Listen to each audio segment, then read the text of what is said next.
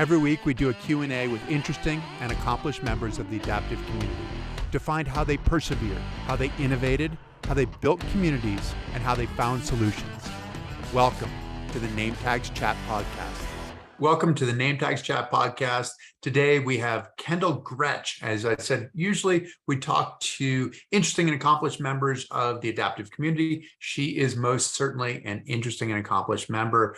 Three-time Paralympian, 7 gold, 1 silver, 1 bronze, a triathlete, a cross-country skier, a biathlete, which is cross-country skiing and shooting, and also has a degree in biomedical engineering from Washington University in St. Louis. Kendall, welcome.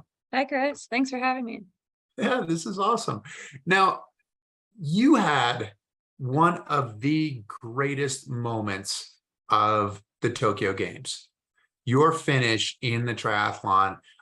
Can we watch this finish? And I want to figure out a little bit of what was going through your mind as this was happening. So if we can watch the finish, just the last 20 seconds here.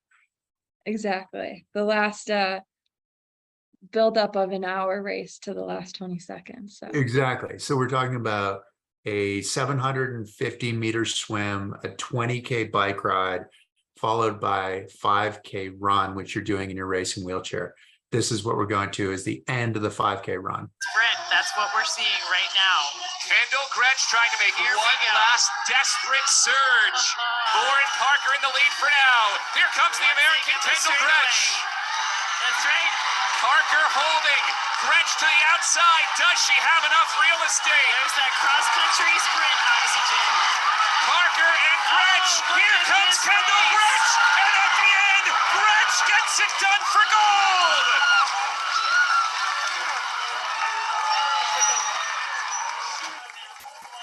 Just amazing. And when I look at that race and then you look at her handler, Dan Tunn, run over, this is a team effort. This is her cross-country ski background that I think really gave her that sprinting capability to finish, just eking her out 1 second. What an amazing race. In 3.1 miles, she made up 1 minute and 20 seconds. Wow. That'll be gut-wrenching for Parker, who sees her quest for gold come up 1 second short, but it's a silver medal for the Australian. Kendall Gretch, her 3rd Paralympic gold medal after 2 in the winter. Now, Kendall, as you said, this is after an hour. And it wasn't like you were in a pack. This wasn't like you sprinted out of the pack to pass her.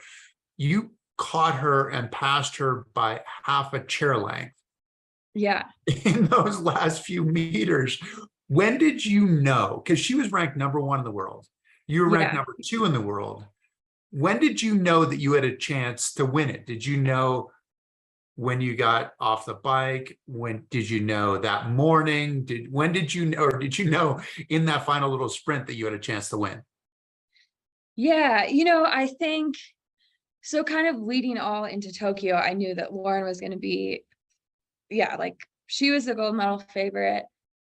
And I knew I was going to be chasing her the whole time. And so, I would, had this entire extra year with the postponement of the games just to think about how can I make up the factor gap? So she starts 4 minutes and 4 seconds in front of me. Because she's a higher level injury, right? Yes. So she has a higher level injury than I do. So for our sport, they break it into 2 subcategories.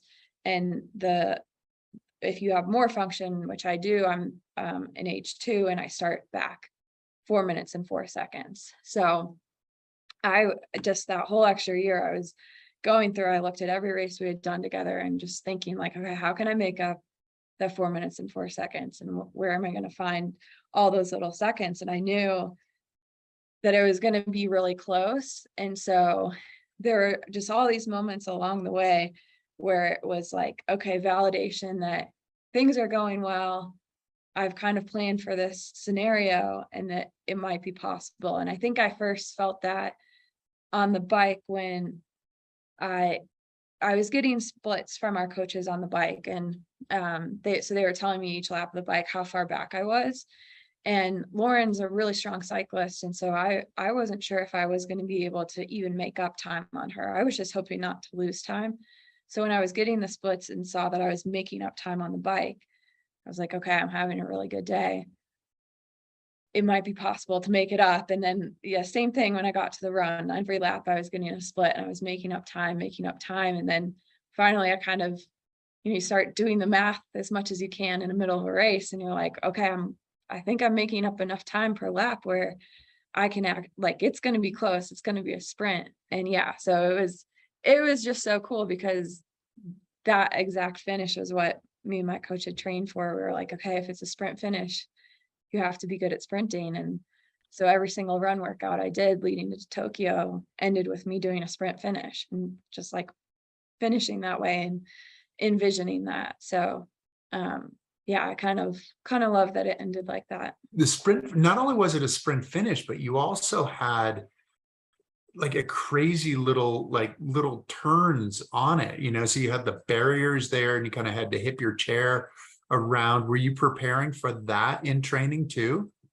Yeah, so we were lucky enough. So in 2019, we had a test event on the same course. And they really didn't make that many changes from the test event to our actual race in Tokyo.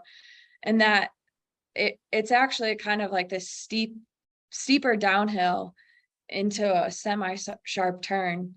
And when we did that at the test event in 2019, that turn scared me so much because I was like, you really got to watch your speed and take it at the right angle. And so it's the same thing. I like practice turns like that around my neighborhood in Colorado. And then when we got there ahead of the event in Tokyo, we had a couple days where we could be at the venue practicing in the water. And I chose not to do the swim familiarization because I didn't want to risk like getting sick from the water. But when we were there for the swim familiarizations, I went and I looked at that turn and I talked about it with my coach and figured out, okay, what's the best line? How fast can I take it? And really thought about that, knowing that it was going to be a critical part of the race. It worked out to be a really critical part of the race. What was the surface? It looked like it was this green surface. Was that asphalt? Was it AstroTurf? What was it? Yeah, so it was carpet. So that was actually another thing that like made it quite difficult as you were coming through this transition in area. And that's actually pretty typical for triathlon. Normally it's a blue carpet, but that's kind of like the signature. They have a carpet through transition. And so it actually made it quite difficult because instead of going over a hard surface, you're going over carpet. So it slows you down. You have to have a little bit more kind of power to get through it. And yeah, again, it was just like something that we knew for and thought about how you could be prepared for that.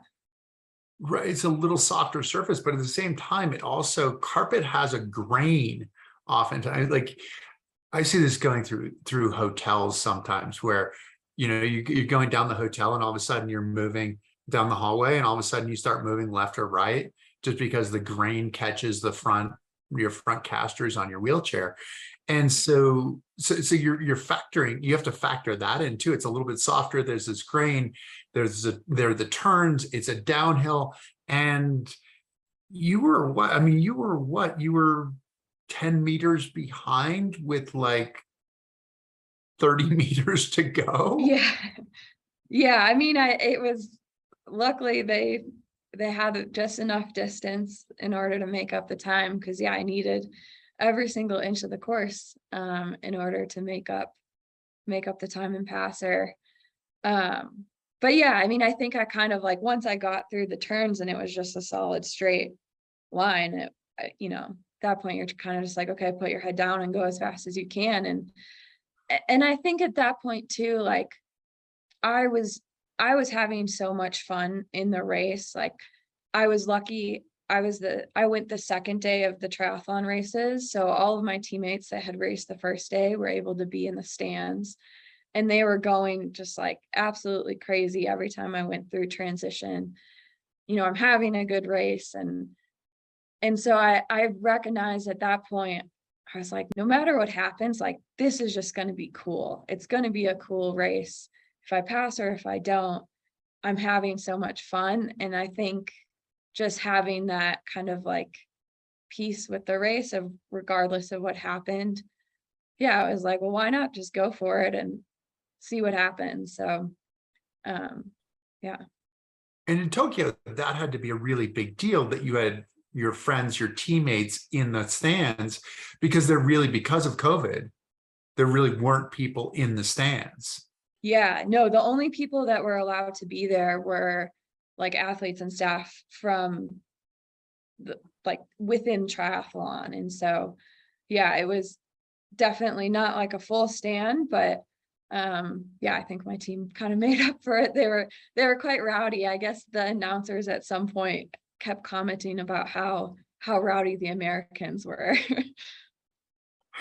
Well, with good reason and with good results, they were rowdy. You missed getting to compete in Rio, because you really have been a triathlete. So I knew you more as a cross-country skier, because you competed in cross-country skiing before you competed in your first sport of triathlon. Yeah. What was it like to go to Tokyo after, because you'd been the top woman in the world leading into Rio in your classification, but then they didn't have your classification compete. And then to be sort of ranked second going into Tokyo. What was it like to compete thinking, okay, we had this whole buildup to when I was really great, and now I have to sort of hopefully recapture some of that magic that I had before, which obviously you did. But what was it like to be able to get to compete in your first love of triathlon? Yeah, I mean, I think that was just so cool for me because, yeah, in Rito, it was tough. I enjoyed watching the triathlon as much as I could, but I was also really jealous that I wasn't there and I was missing out on the event and the experience. And so that was hard, kind of being on the sidelines. And yeah, but I think the other thing that was really cool is in the 4 years from Rio to Tokyo, I guess 5 years, our sport just grew and changed so much. And so yeah, I think that was exciting. We had new people coming in, people that were coming and transferring from other sports. So they brought in really great experience, and just overall, like the whole level and professionalism of paratriathlon increased so much. And yeah, so I guess I didn't really see it as like having to kind of like get back into the form that I was in prior to Rio, because I was like way beyond that.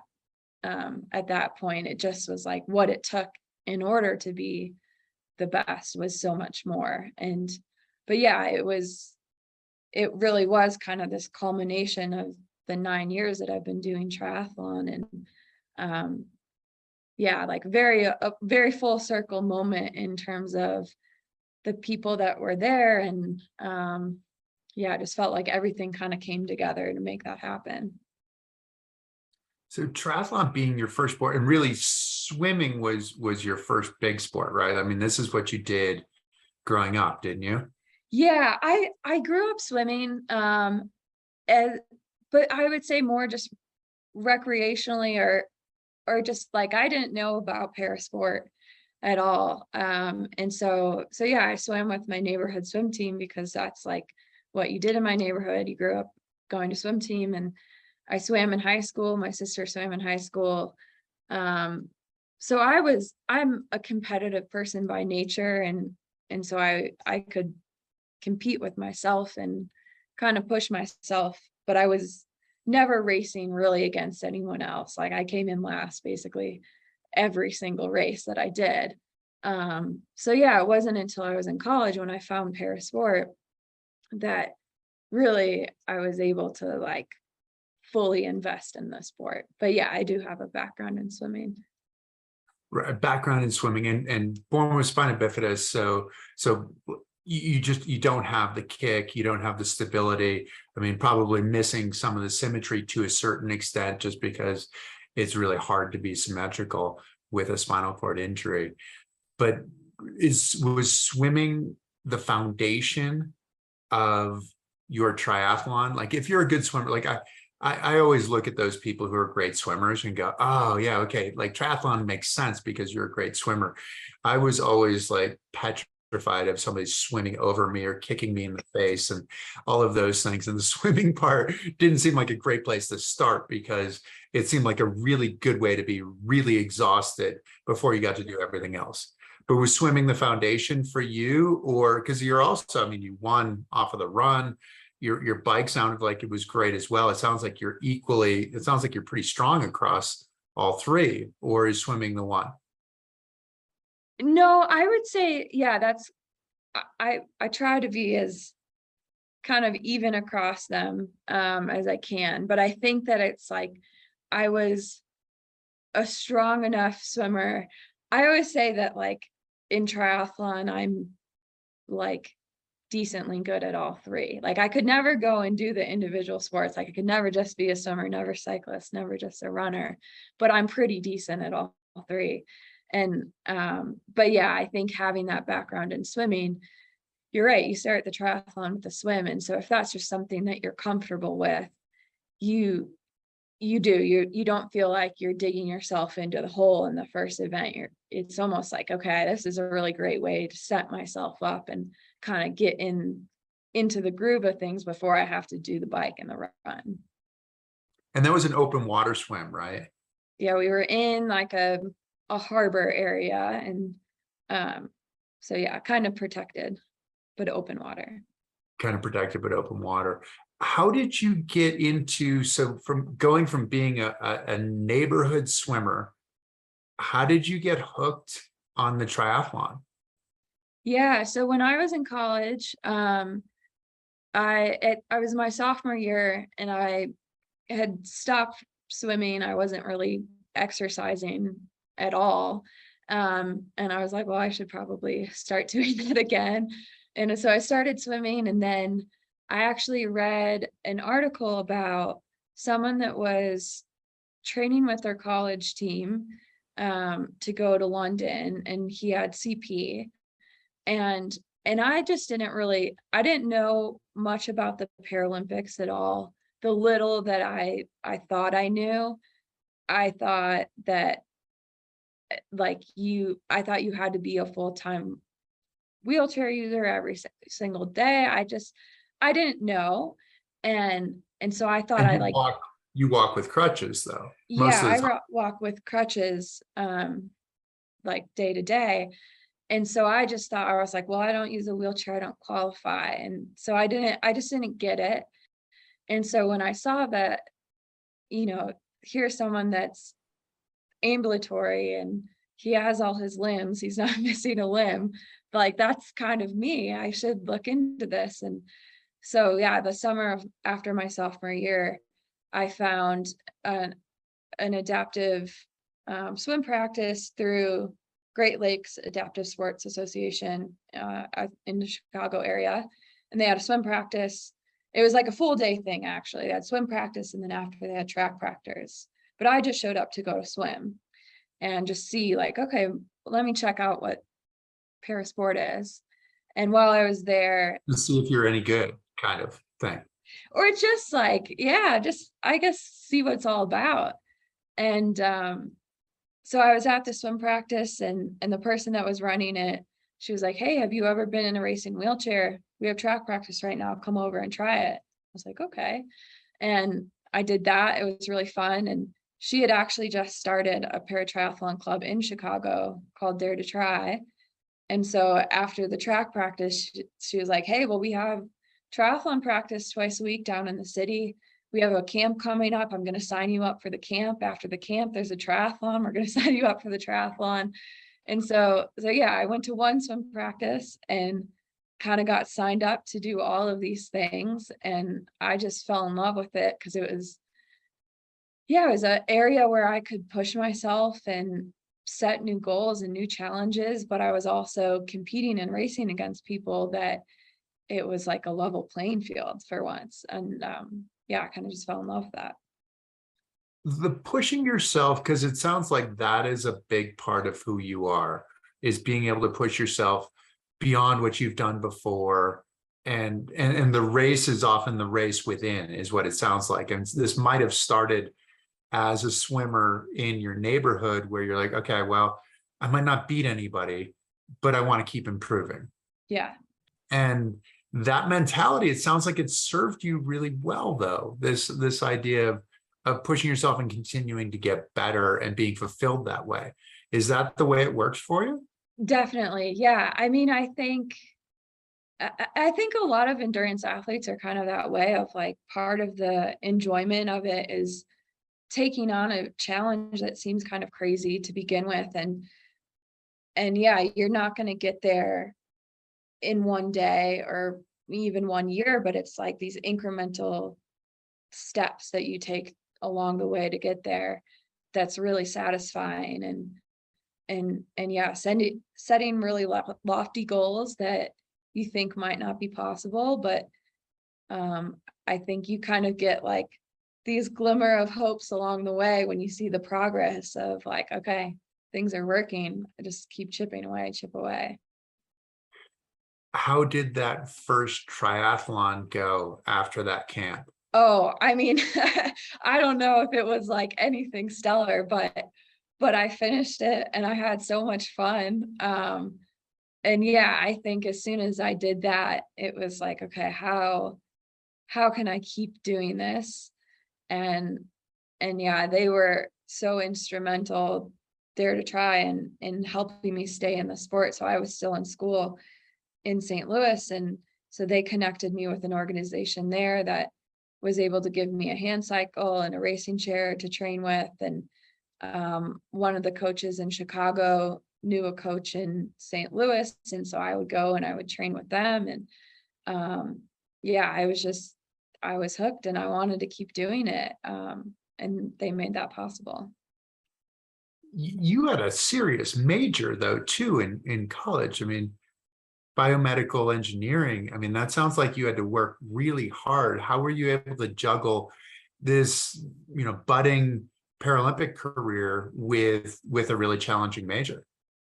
Yeah. And I guess by saying like I was continuing to train, it was nowhere near the level of like what I'm doing now, but it was every opportunity that I had, given kind of my circumstances of, being like at that point, my major in school, that was my first priority. But on the weekends, I was like going out and, driving to go train with this group, or, late at night I would go and I would train with them. And so I found moments within the week to train. It wasn't anything like glamorous or wasn't serious training, but it was just like enough to kind of keep me in it and keep me active. Keep you in it and keep you active, but you were coming around at the beginning of the sport too, and you won 3 world championships, right? Yeah, and I think that's where things are so different. Like, I said earlier that the sport had progressed, and I think that I came in at a time where, yeah, people weren't, I guess, training like it at the level we are now. And or just even like simple rule changes. Like when I first started, we didn't have the subcategories within the wheelchair division. And so that was like a big thing that changed, as the sport progressed. And so, yeah, just as you have more athletes getting involved, you can kind of fine tune the sport and really make it more fair for everyone competing. How then, going from Rio, so you're approaching Rio, you learn that your classification's not going to be in it. And then how did you end up in cross-country skiing? Yeah, that was, again, it was kind of like right place, right time scenario. So yeah, I had just graduated college and I was moving up to Madison, Wisconsin. And when I was moving up there, the group that I was training with for triathlon, they said, hey, there's this adaptive ski program in Madison, you should check it out, and you might be interested. And I was like, okay, that sounds fun, like another sport I can try, and I'll look into it. And then yeah, like kind of later in that same year, they made the announcements of what categories were going to be included in Rio, and mine wasn't. So then I was like, okay, maybe I should really look into this cross country thing. And the director for the Nordic program, he reached out and said, hey, you no longer have a medal opportunity in triathlon. Do you want to try Nordic skiing? It's an endurance sport, just like triathlon. And, invited me out to go to a camp and try some things out. And yeah, it was kind of the same thing. I went to the camp and loved it, and was able to connect with this group in Madison to keep skiing, and connect with one of our development coaches for Nordic that was she lives in Minnesota, and my sister was living there. So I would drive out and stay with my sister on the weekends and ski with the coach like all day. Yeah. So, but again, it was like, I don't know if I would have gotten into Nordic if all of those things didn't line up correctly. What was appealing to you about Nordic skiing? Is it the endurance part, or what really is appealing? Yeah, I think so. I mean, I think triathlon and Nordic are similar to me in that, one, I love that they're outside. So you're getting to travel the world, and as you're racing, you're exploring the places that you're actually traveling to. You're not just staring at the bottom of the pool as you're going. And so I love that aspect of it. And then, yeah, just the endurance part of, just the challenge of it, the challenge of the sport. What does the challenge mean for you? I mean, it's so easy from the outside to see what that challenge might be, but for you, what's that challenge that really just sort of grips you? Yeah, I mean, I think there's something that's somewhat satisfying about like not being great at something. Like the first time you get on skis, you're like trying to turn on a Nordic ski and you just fall over. Like I still fall over all the time when I'm skiing and practicing, and we practice maneuvering so much and like, but I think. Can you describe the Nordic ski? Sorry, just as to paint a picture for people, like what the Nordic ski that you ski in is. Yeah, so I'm sitting, we call it like a bucket or a sit ski. I'm kneeling in it. I kind of have my lower legs tucked back behind me, and like knees kind of forward. And then, yeah, you have your two ski poles skiing at the same time. And then the skis are fixed, two of them fixed together. And so when you're turning, you can imagine that if you're a stand skier, you just pick up your foot and you kind of ski around a turn. Whereas in a sit ski, your skis are fixed forward. So you kind of have to find the right balance. You kind of have to like lean over and try and get up on one ski and balance and turn around the corner. And finding that balance point is quite tricky to do. When Nordic skis they don't have an edge like an alpine ski. So they're not really meant to be on an edge, but we do it. No, not at all. And in some ways, I mean, it's evolved.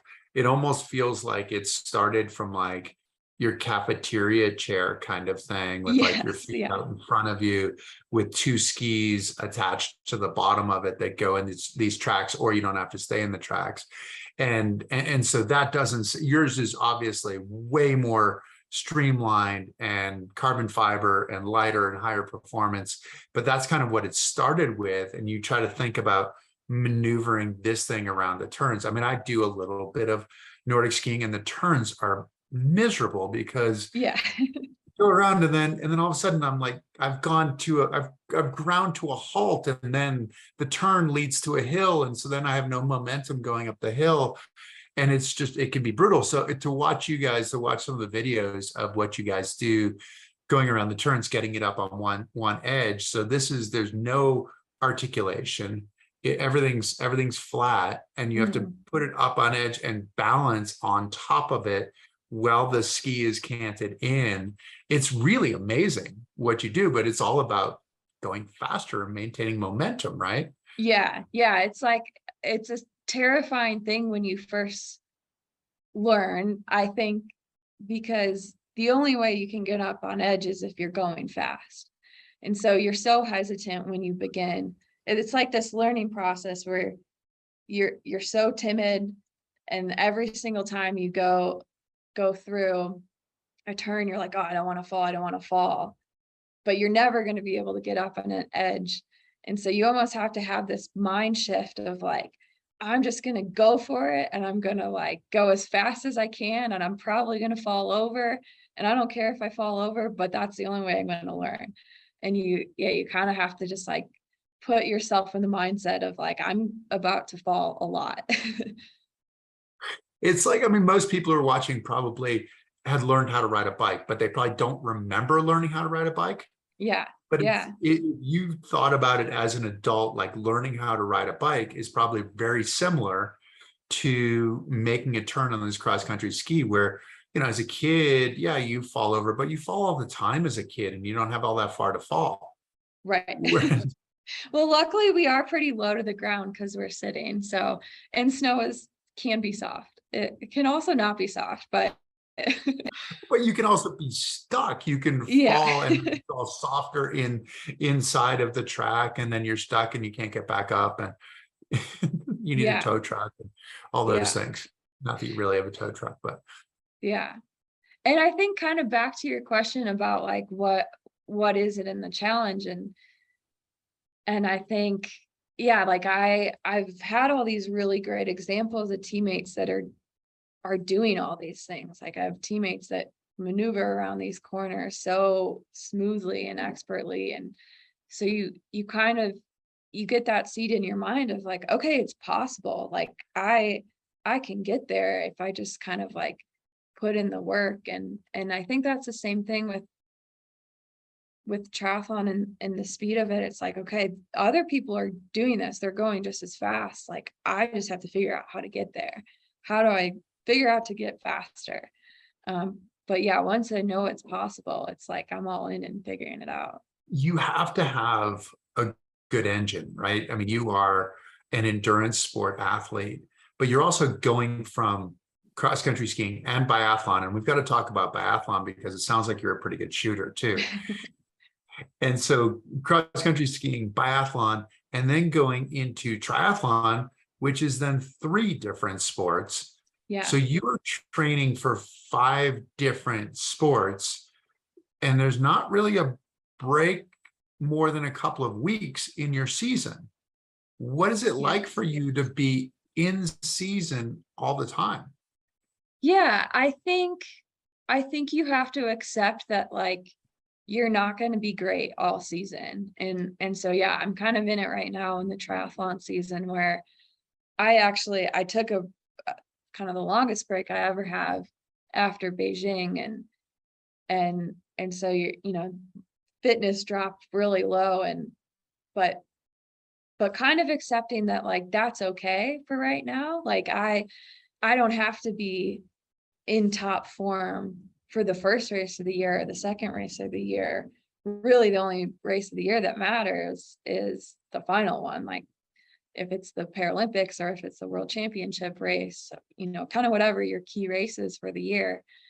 And so, yeah, you kind of have to accept that like a lot of the season, you're not going to feel great, and you're like building towards feeling great.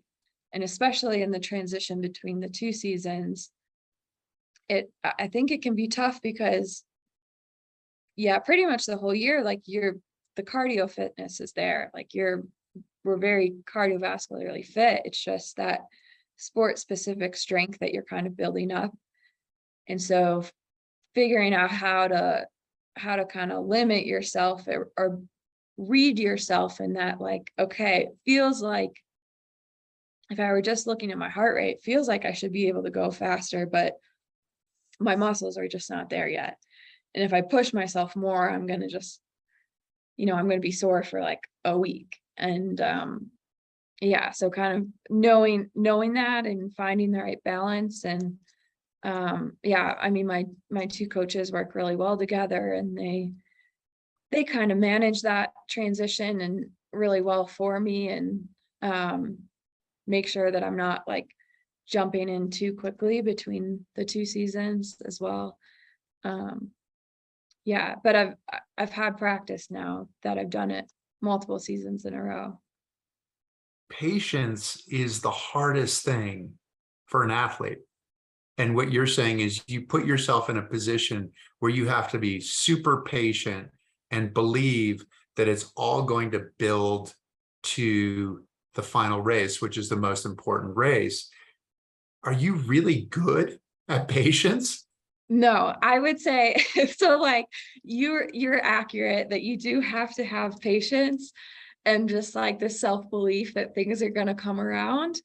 But I think that's where you need like a really sound coach and, you know, like a sports psychologist and a lot of people to kind of talk you out and yeah, just like convince yourself that, okay, like it's okay that you're not where you want to be. It's actually unreasonable for you to be there.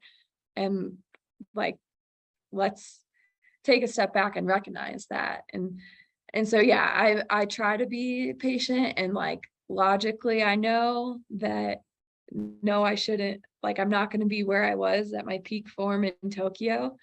But it's still hard where like you're showing up to practice every day and you're like, why am I just not as fast as I was? Like, I know I should be faster. But then, yeah, along the way, you kind of get these markers where it's like, okay, this was like a good workout. I can see the progress. And so you kind of hopefully string more and more of those together to finally get to that peak form. So the coaches and the sports psychologists are the ones who are providing the rational thought. And you as the athlete are a little bit less rational. Is that I would say so. I try to be rational in general, but I'm not great at it a lot of times. So yeah, you need the voice of reason from an outside perspective, I think.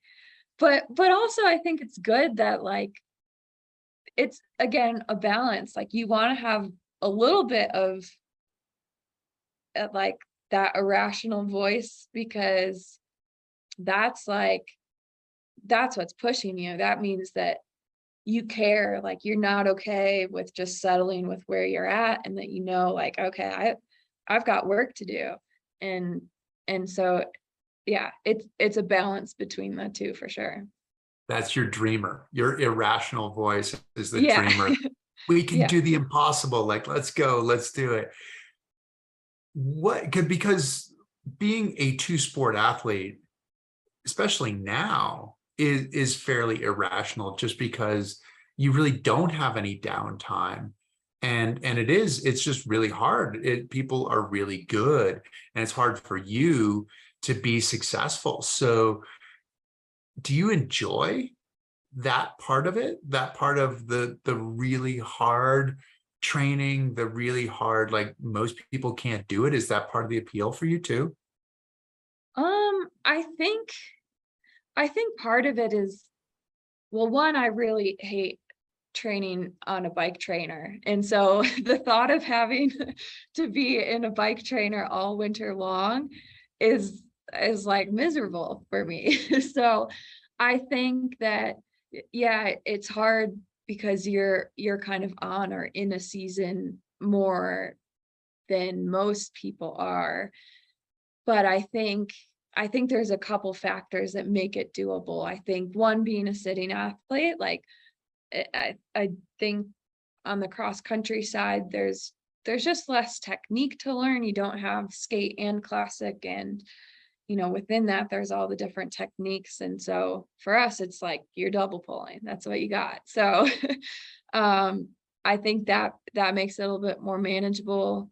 And I think it's also probably pretty good. Like if you're just using your arms, if you're only doing one thing over and over and over again, like the risk of injury, I think, is higher. So kind of adding in the variety, it adds longevity and mental longevity too, because you're changing it up and it's fresh. And kind of as you get burnt out on one, it's like, okay, well, no, it's time to switch over. So it's hard, but I think it's like in reality, I think it's maybe a little less hard than what it looks like on paper. I mean, I was a two-sport athlete as well, so I appreciate what you're doing, but it also was interesting. I mean, like for me, oftentimes leaving ski season, like Boston Marathon was often one of my first long run. Like get to see everybody, get the juices flowing. You're like, I'm here. No, I'm not. No, I'm not fit. I'm not going to do well, but I'm excited to see everybody, and this is going to remind me to get going. And Yeah. I think there is something about the playing aspect that you said too, that the idea of being on your trainer for 3 hours, watching a movie or something like that, and pedaling along on your bike, it gets really old really quickly. Yes, yeah, it does not appeal to me at all. I've done it before, and yeah, so I much rather be out skiing and, skiing in the mountains and traveling, and yeah, I think it just, the mental freshness that you have, I think, is worth it. Well, mental freshness, it's interesting that you say that, because you had Tokyo with this absolutely spectacular finish in Tokyo, which you have to be on top of the world, finishing, moving forward. And then you went quickly into the Nordic season. In Nordic, not only did you have Paralympics, you had World Championships in January, then you had the Paralympics in March. How are you doing mentally? I mean, the mental fatigue can be much worse than the physical fatigue. Totally. I think that was the hardest part. Like when I got to the end, when Beijing was over, I was just like mentally exhausted from it. And I tried to get ahead of it. Like after Tokyo, I really did take like a solid break where it was like, I'm not going to do anything unless it's like, I want to go out and ride my bike because it's nice outside. And yeah, so I took, it was probably about 2 weeks or so where I took off, and before kind of getting back into things for the Nordic season.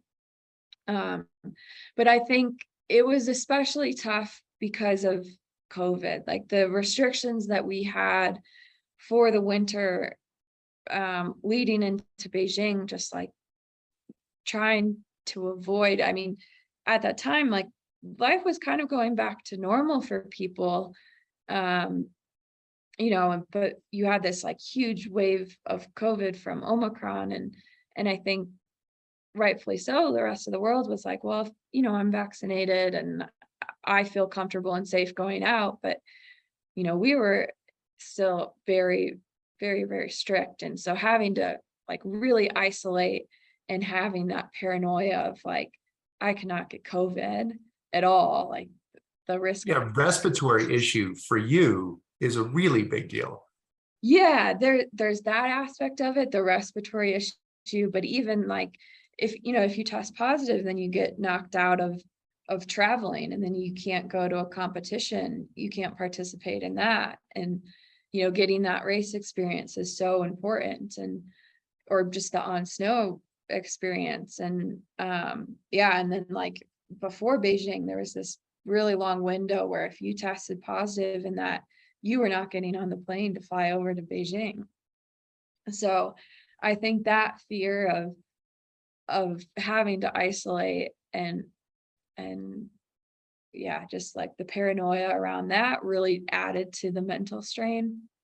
Not saying that it would have been easy if like that wasn't the case and we weren't living in COVID times, but that I think was the hardest part for me too.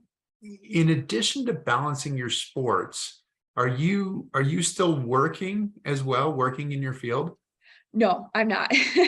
I did for a bit, and yeah, I like eased my way out. I was working full time, and then I was like, well, maybe I'll do like part-time. And so then I started doing part-time, and then it just like quickly became evident that was not going to be sustainable. And so yeah, I'm not working anymore. How does that fit with what you're doing with your career in sports? Do you have a timeline of how long you want to compete before you want to go back to, to what you worked on in college, right?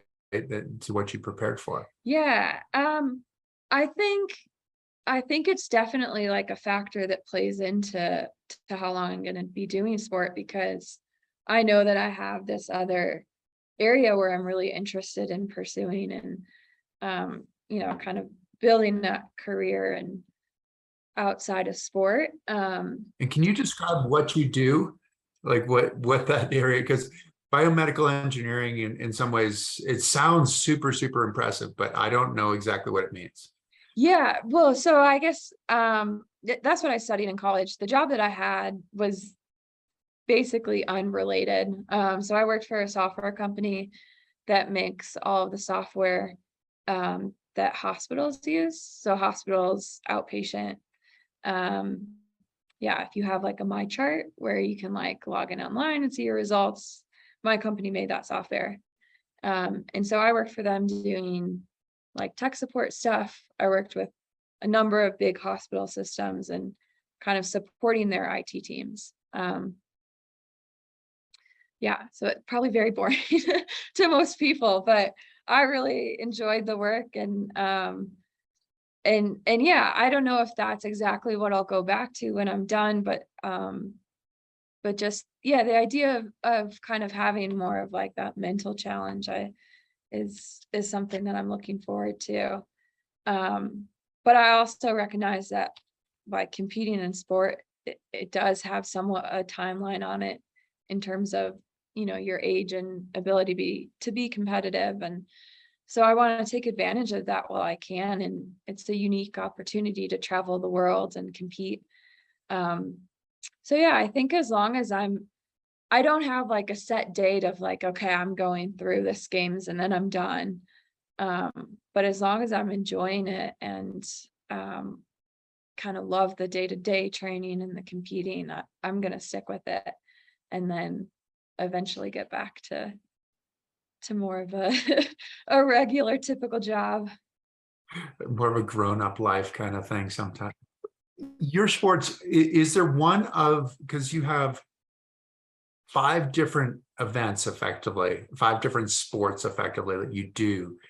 Is one more challenging than the other? Because it's also interesting that you're talking about the mental part of what you're doing outside of sport, but there's a lot of the mental part of what you're doing in sport too, I would imagine. So is one more challenging than the other? I think for me, the hardest one to enjoy would be the bike. I'm like learning to enjoy being on my bike and riding my bike. Why is that? I don't know. I think maybe it's the longest part of the triathlon, and so it just seems like so disproportionately long. But it's a long part, but it's also it's a sprint. I mean, you averaged almost 21 miles an hour in Tokyo. So 20 and 2/3 miles an hour in Tokyo. So you were going fast. Yeah. But it was 12.5 miles. So 35 minutes, almost 36 minutes, right? But it's like a really long, effectively almost like a sprint for a long time. Is that the name is a bit of a misnomer. Like the distance that we compete in for triathlon, they call it a sprint distance, but like the whole thing takes over an hour. Like no way is that a sprint. So there's some pacing that's going on for sure. Like you're not going all out by any means for the whole thing.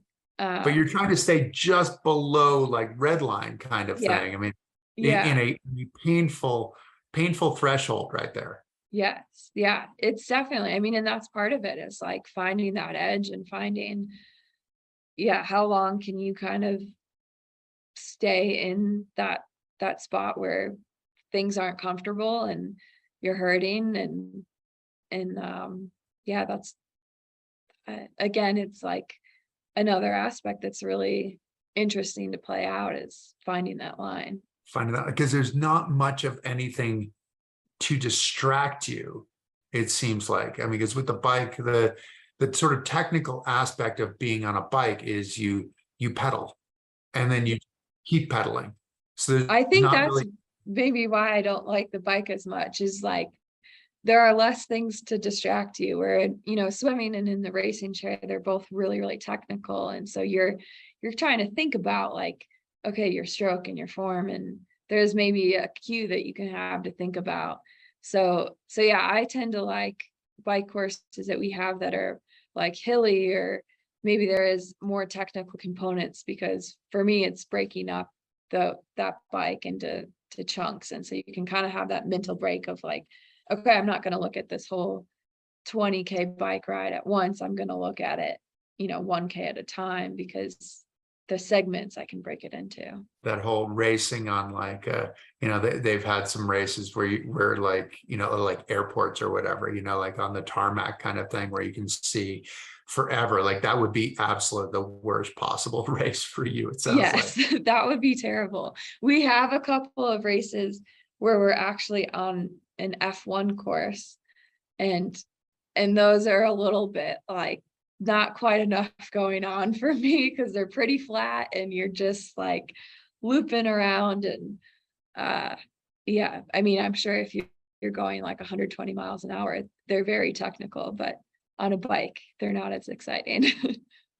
No, those turns aren't as significant. That's interesting, because as I asked the question, I thought that it really might be more of the biathlon, because it's just, there's so much, but it sounds like that might be more compelling to you with, skiing and shooting.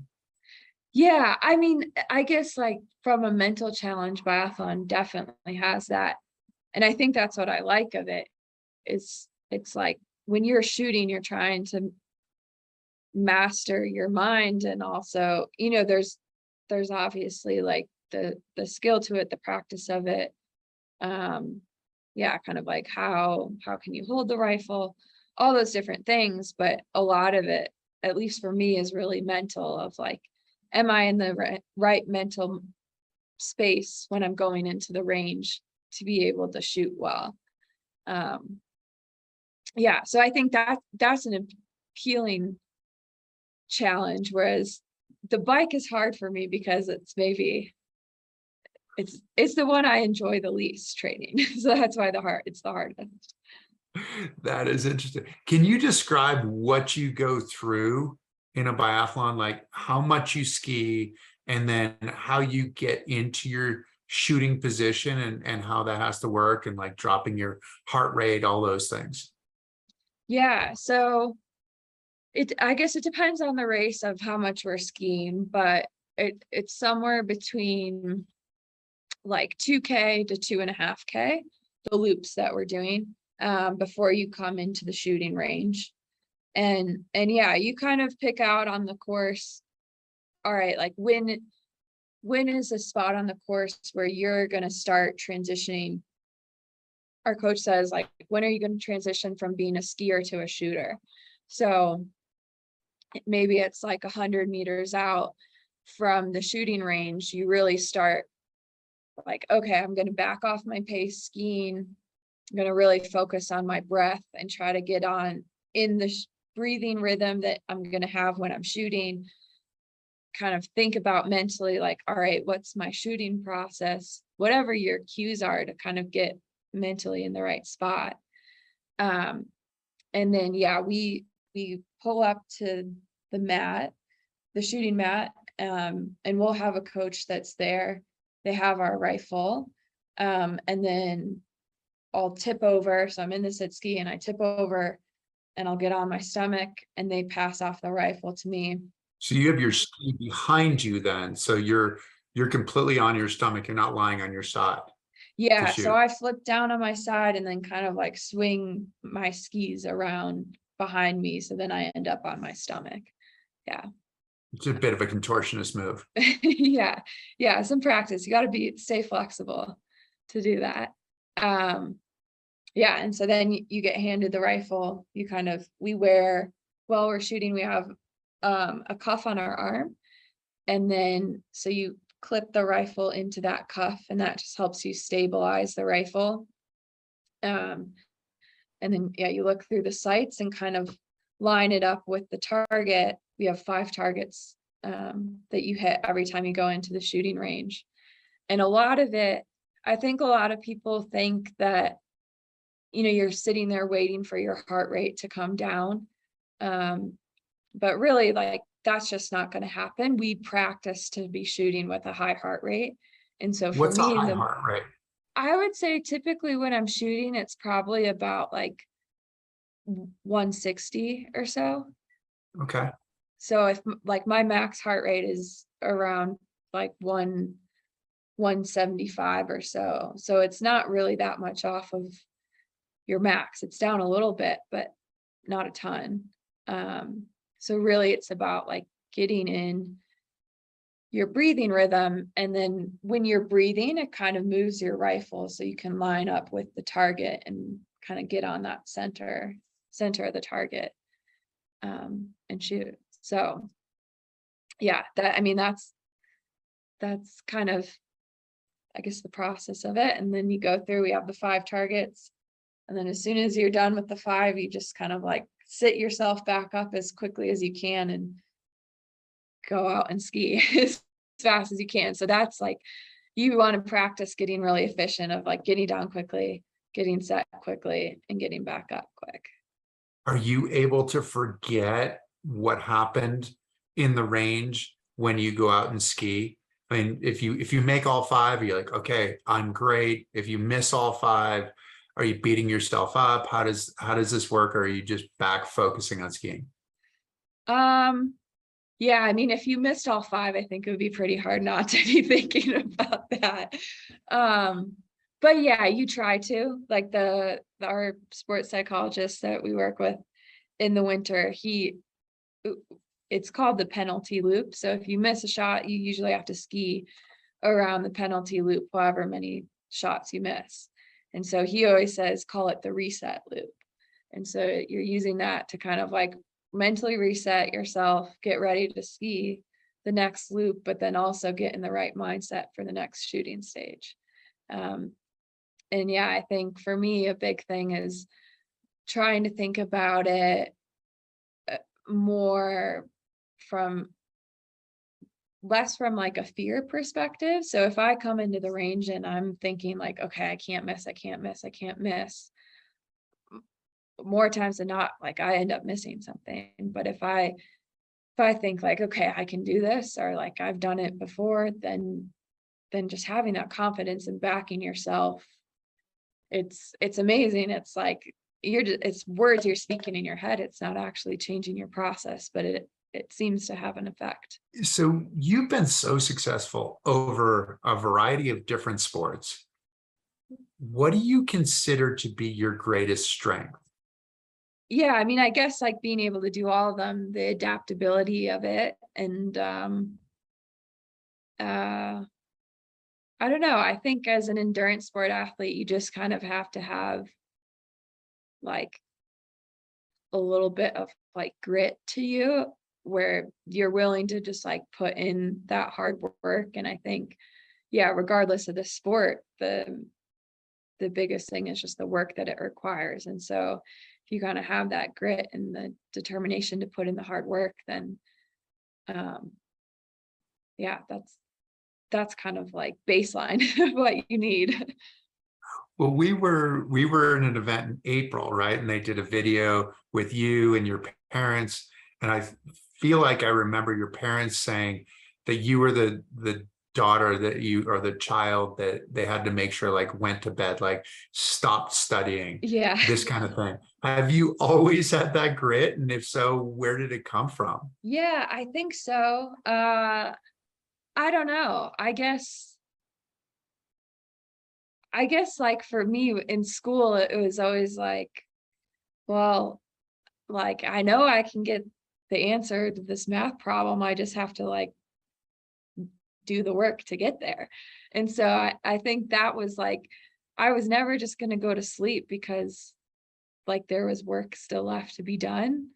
And yeah, so I think that mindset kind of translates over as an athlete. Like, yeah, you kind of, yeah, just the idea of like, okay, I just have to put in the work, and like that's what you do. And you keep putting in the work till you get there. Well, I mean, it seems like you've put in a lot of work. You've had a lot of success. We wish you great success in the future. Thank you so much for joining us, Kendall. Yeah, thank you. This is great. This is really fun. Good. Well, I hope you enjoy it, and good luck as the season progresses. We'll be waiting to hear as you continue to build toward that final race of the year. But thanks so much. This has been awesome. And thank you all for tuning in. We hope that you've enjoyed it. If you have enjoyed it, please tell your friends. Please tell other people to tune in. We'll have another great guest next week. This will be a traditional podcast.